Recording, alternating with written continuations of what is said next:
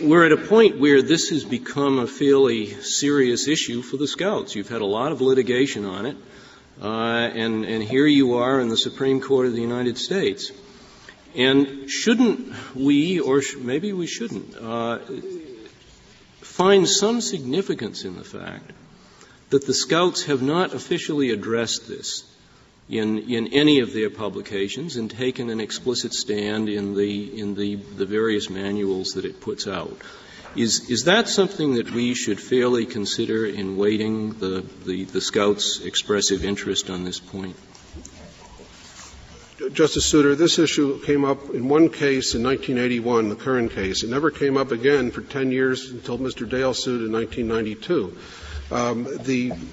There is no obligation to talk about every single application of the morally straight policy in every manual to enjoy First Amendment protection.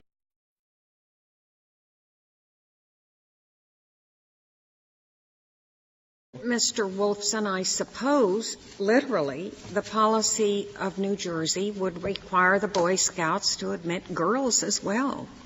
I mean, that's a status based on the sex of the young woman, and presumably your position would be they'd have to take girls as well. Actually, that would not follow, Justice O'Connor. Why not? For several reasons. First of all, because isn't that a status? The New Jersey law itself, Your Honor, specifically creates an exemption for those public accommodations that are reasonably restricted, in the statute's words, to single sex.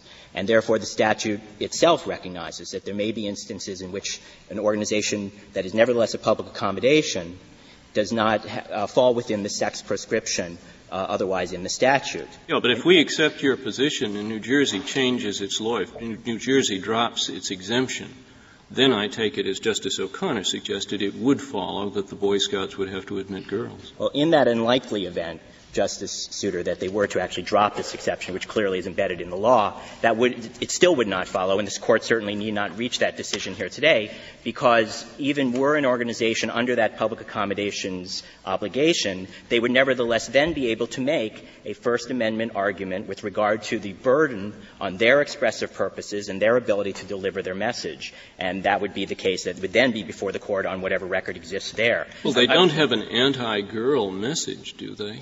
No, Your Honor, they do not. They do not. And in fact — And they're saying that they do have, however they may have expressed it, they do have an anti-homosexual expression message.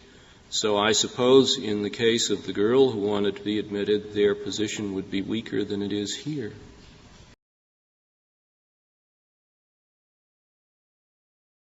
Thank you, Mr. Wolfson.